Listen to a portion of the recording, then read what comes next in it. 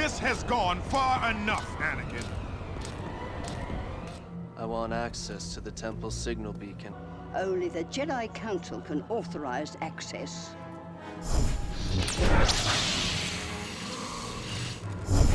The Council is no longer in control. Hello there, and welcome to the video. Star Wars Episode 3 is... Star Wars Episode 3 is a movie tie-in game, much like the Lord of the Rings games I've covered so far on the channel. In fact, its level structure and RPG systems are nearly identical to The Two Towers and Return of the King. But where those games were able to pull from a wide assortment of epic battles from all three films, Episode 3 is strictly Episode 3. Revenge of the Sith is what's being offered to the player and nothing else. This isn't necessarily a bad thing, as Episode 3 is a fantastic movie. Is it a fantastic game, however? I think it's only fair to say at the outset of the video that no, it's nothing remarkable. That being said, I do think it's a pretty good game. It doesn't quite reach the highs of many other Star Wars titles, but it's still worth playing. In this video, I'll be going through the game in depth, so if you're a person who's interested in avoiding spoilers for this game or movie 15 years after its release, I don't believe you exist. Let's begin. The visuals are pretty decent on the whole, however, since most of the levels are either in the cruiser or on Utapau and Coruscant, you'll be staring at a lot of gray flooring and walls. They did manage to spice it up with some colored shields, lasers, explosive objects with hints of green on them, and of course the bright lightsaber always on screen. A big kudos to the level designers for showing how to make these otherwise gray areas look more interesting. Nice work. It's also very easy to see where you're going, even with the full screen display. It should say something that I never once thought about the camera positioning in all of my time playing, so that's definitely a plus. The lightsaber itself creates some nice burning effects on the droids when you chop them up, and the same thing goes for when you cut open doors and panels. For the character models and cutscenes, everything looks pretty good. However, there's one scene in particular that's ridiculously stiff, so much so that it's unintentionally kind of funny. The lift is here. See if you can get those doors open. Cover me. Speaking of unintentionally funny, the audio design is really something special. The Star Wars sound effects are all great and like you'd expect, so I won't talk about those much.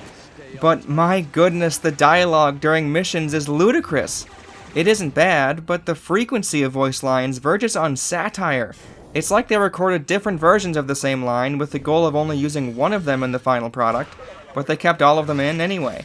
Anakin, I could use your help here. Use the Force to jump from here. Force jump, Anakin. Heads up, young Jedi. I don't think so. Watch those snipers. I can handle this. Force jump, Anakin. It almost makes me think Obi-Wan is overly critical and he never listens or something. There's plenty of throwaway lines for the characters to say during the missions, however they can come at very awkward moments. For example, when Obi-Wan has returned to the Jedi Temple after Order 66, and the tone should be more somber, he's just as sassy as always. You make this too easy. You can do better than that. I preferred it when the clones were our allies. I don't think so. The Force is strong here. Him saying that the Force feels strong where hundreds of Jedi and younglings were slaughtered borders on insulting, but given Obi-Wan's classic cheeky delivery, I ended up laughing instead. Almost every character has some type of hilarious line. Yoda... Let these clones stop us. We must not. Attacking the clones are. Attacking the clones are. Mace Windu... This has gone far enough, Anakin. Come here. That's something I want to show you. When you're really ready to fight, let me. If we don't stop the Sith, he'll destroy the Jedi. Enough! This ends now. You ready for this, boy? Yeah!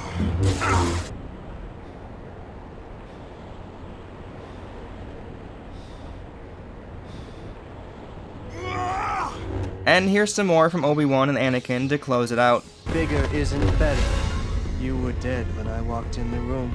Use combination attacks against those super battle droids. Tell me something I don't know.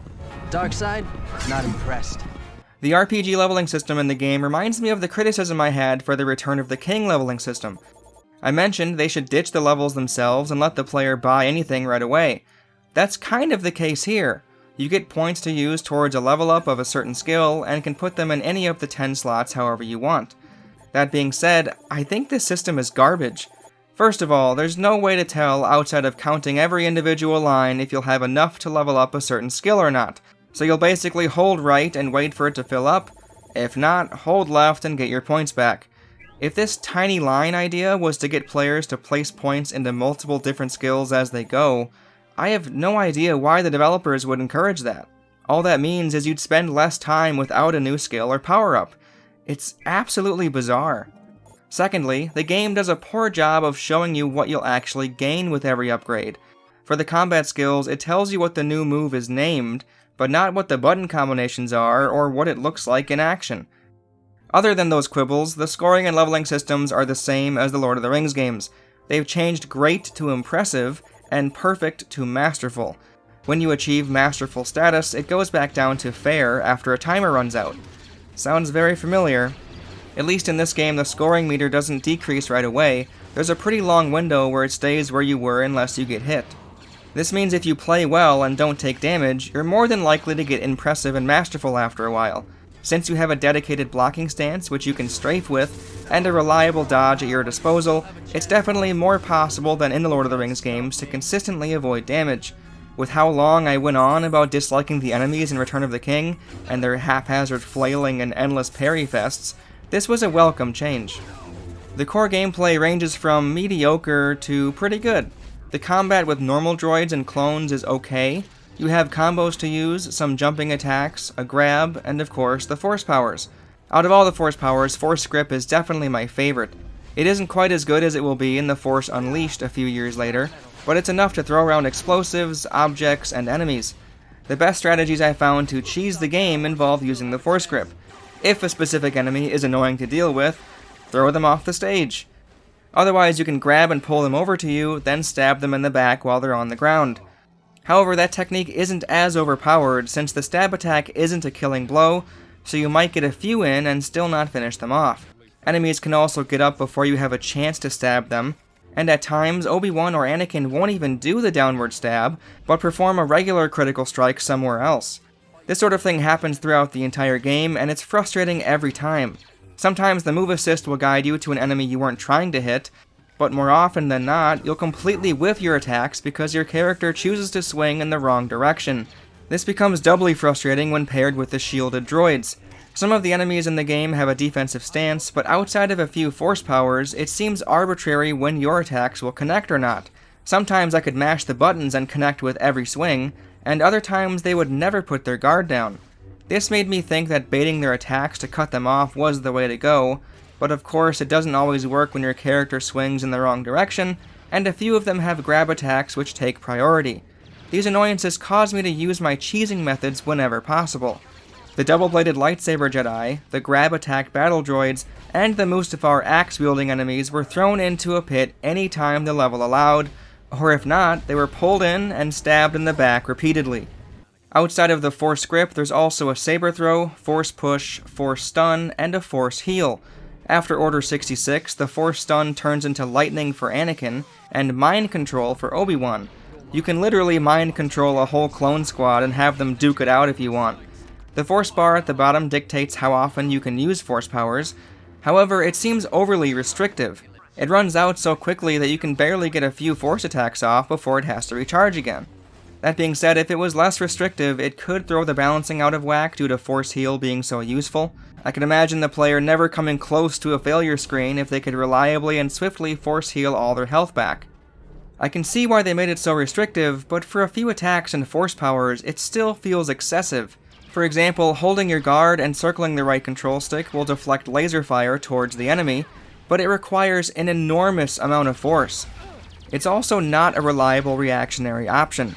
It takes so long to get into the deflection stance that you wouldn't be able to pop in and out when spotting incoming blaster fire. This means if you want it to work, you'll usually keep twirling the stick until they shoot again, draining all of your force along with it.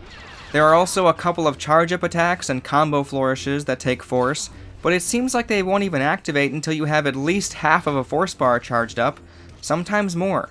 For how small of an impact these charged attacks make on a battle, and how slowly the Force bar regenerates, it leaves me confused and frustrated more often than not. In terms of the enemies, there's a few specific ones that were more annoying than anything else. The giant spider droid, the Magna Guards, and the stun baton wielding Mustafar enemies in particular all had attacks where it seemed like I could very easily get stun locked for an entire combo chain. The spider droid is much worse in a specific bonus mission, but I'll talk about that later on. Every now and then there are some non-combat tasks the player needs to complete when going through the missions. Basically, in every single level there are doors that need to be cut away with your lightsaber, some panels that need to be cut away with your lightsaber, or some 3-corded force field power boxes that need to be cut away with your lightsaber. These aren't bad by any means, it just gets tiresome how often they show up. However, the door cutting in particular is great, and I'm really glad they included it. I imagine most kids were like me and loved it when Qui-Gon used his lightsaber to almost cut open and then melt down a blast door. I do think this would be a worse game if you couldn't do that. However, I think it would be a better game if they stripped out the mandatory turret segments. Every now and again, a level will make you jump into a turret and shoot gigantic obvious targets or a ship of some kind. There's no getting out of the turret once you're in it, and there aren't any defensive maneuvers at your disposal. Either you shoot or you don't, and either you hit the targets or you miss. The designers were probably trying to inject some gameplay variety into a few levels, but this type of thing takes control away from the player. Even though I have some issues with the combat system, that's the meat of the game. Those are the times where you have interesting decisions to make, where you are a Jedi wielding a lightsaber with force powers. That's why we're here. No need to turn the game into a shooter for no reason, especially one as vapid as these turret sections. Speaking of vapid, how could I forget the button prompt versions of Force Jump and Force Grip? Even though you can freely jump around when playing normally, and you can Force Grip to move things whenever you'd like, the game puts these colored circles on the ground and makes you stand on them while holding a button before advancing. I imagine these were put in the game to make the player feel powerful using the Force, but if anything it had the opposite effect on me. There's a subtle but significant difference between those button prompt actions and your real moveset.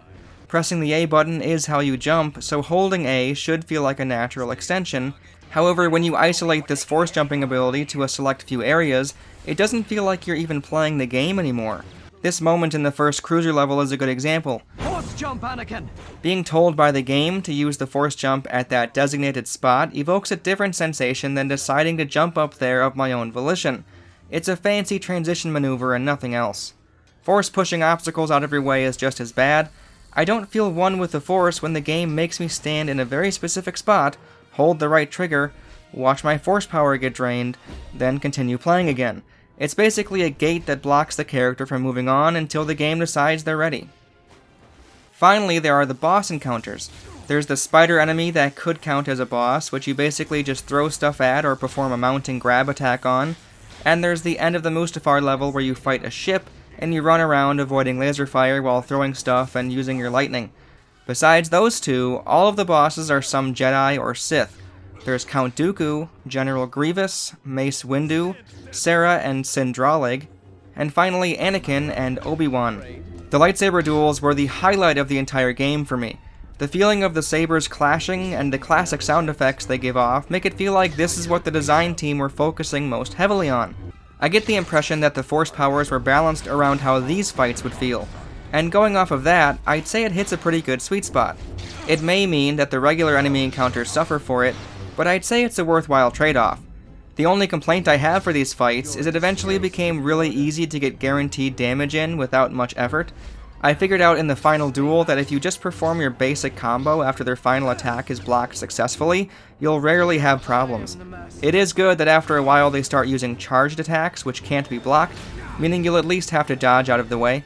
All of these lightsaber duels take up an entire mission, meaning you don't linearly go through a level before having to fight them.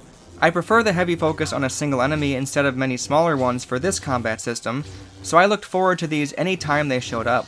My two favorites were the final Obi-Wan and Anakin fight, along with the battle between Sarah and Sindralig. The Sarah and Sindralig fight is one I like simply because it was a way for the game to expand on something we didn't get to see in the film. There's an ever so brief scene in Revenge of the Sith where we can see Anakin fighting Sindralig via holo-recording, but that's all we ever get to see. Now we get to have a proper duel with him. It's a nice way to flesh out the game without feeling tacked on, and it adds to the characters you can play as in Versus mode. What's even cooler is the detail they added to Serra's arena.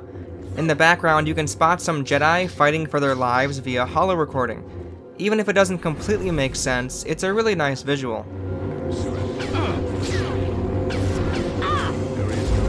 The final duel with Anakin goes on for a very long time, which as a kid I remember not liking because I wasn't very good at the game. Now I enjoy it quite a lot. It evokes a similar finale feeling that the final duels in most of the Star Wars films give off. Every now and then, Obi-Wan and Anakin will lock lightsabers, which leads to button mashing to win.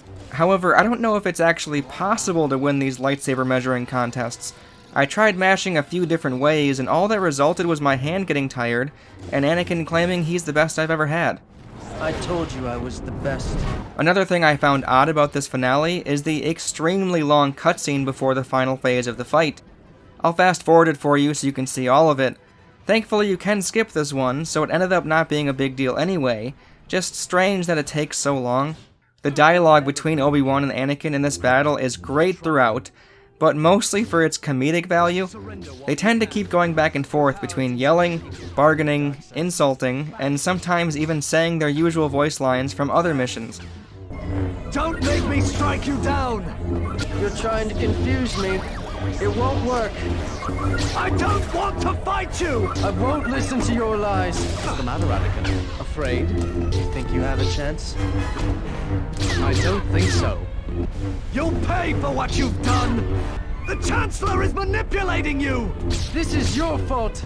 I would have done anything for you! This keeps getting better. You've tainted the Force!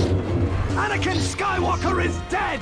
Your contamination of the Force ends now! The Force calls you home! Lay down your sword. You want to talk power? I know all about it. I'll bet you didn't see that coming. You'll never beat me. Great. More trouble. After you defeat Anakin, you get the final cutscene, which I have to point out feels very abrupt.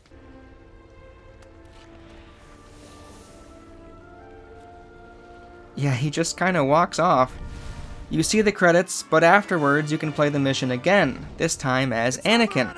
The cutscene afterwards for the Sith victory is a bit different, but it's really hard to tell. How about you tell me in the comments if you were able to spot the difference?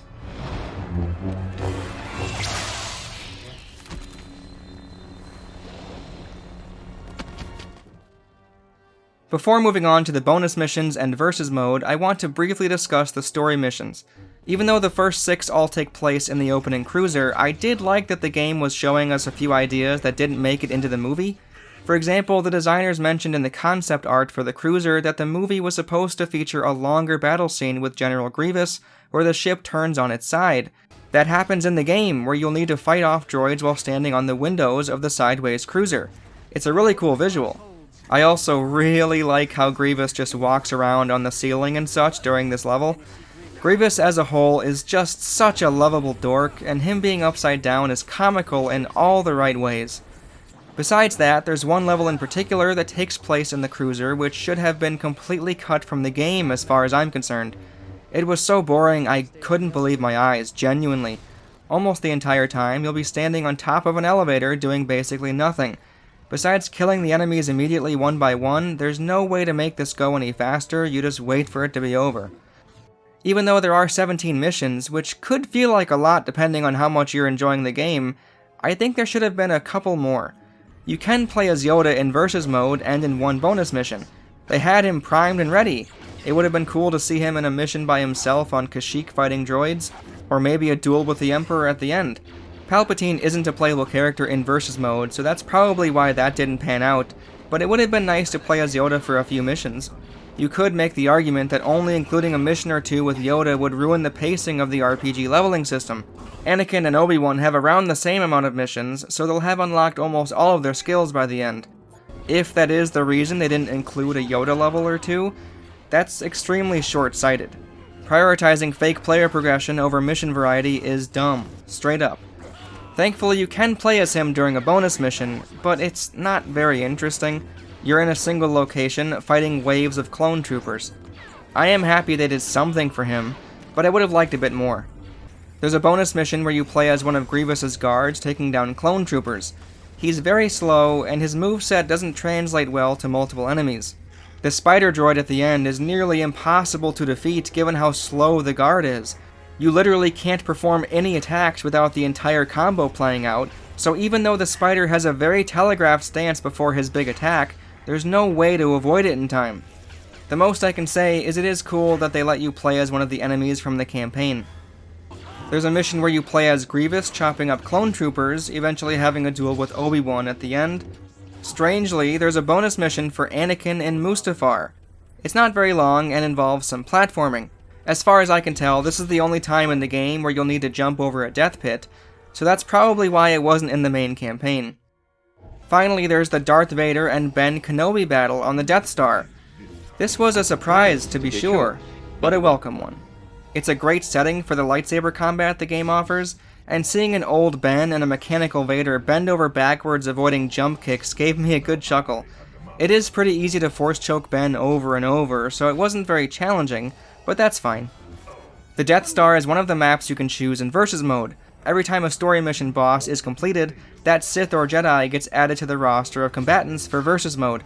It's cool that this mode is here, but there's not much to say about it. If anything, the existence of this Versus mode shows how well the core lightsaber duel mechanics hold up. It isn't likely to become an esport anytime soon, and I doubt it would have an online player base, but it's good enough for a few rounds of fun with a friend or the computer. I've said this on Twitter previously, but I would absolutely love to see a Star Wars fighting game in the style of Tekken or Soul Calibur. Sign me up for that. Lastly, there's 4 co-op missions you can play, either with a friend locally or with a computer ally. 3 of them are Anakin and Obi-Wan, and the last one is Sindralig and his apprentice, Sarah Keto. Obviously, the co-op capabilities don't contend with Return of the King, but since Episode 3 has a more balanced combat system where you can reliably avoid damage, it's more fine-tuned for the single-player experience anyway. This is another case of, I'm glad they decided to include it, but there's not much to say about it. Overall, Star Wars Episode 3 is a solid video game. It takes advantage of its license by providing worthwhile lightsaber combat, and the Force powers aren't terrible either. The main thing I kept thinking while playing, however, is that these types of video games just don't exist anymore. There are still some licensed games out there, but certainly not as plentiful and never to tie in with a specific movie. Star Wars Episode 3 and the Lord of the Rings games I've covered already make me yearn for more of this kind of stuff. It doesn't always result in something good, but the ones that do are fondly remembered. Even though I dislike the sequel trilogy for the most part, I think it would have been kind of cool to have a Force Awakens video game, controlling Rey with a lightsaber and staff, Finn with a blaster rifle and maybe a lightsaber for a level or two, and Poe in an X-Wing. It probably would have sold pretty well, and given a smaller studio a chance to show their take on Star Wars, possibly adding in cool ideas like we saw here with Sindralig's Apprentice, or the fun lightsaber duels. Instead, what we got was Battlefront 2015, a game I for some reason am determined to review on this channel, despite how much I dislike it. If that sounds like a video you'd be interested in seeing, maybe leave a like and subscribe to the channel. Yeah, you like that transition? Didn't see that one coming, did ya?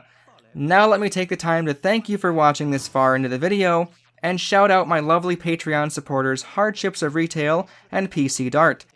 If you too would like to support me, you can at patreon.com/Dorkaxe, where you'll have a chance to get your name in the credits and potentially vote on which game I should do a video on. If not, you can always comment below a game you'd like to see me talk about, and who knows, maybe it will influence my decision like it did for this video. Thank you all for watching, and I hope to see you next time.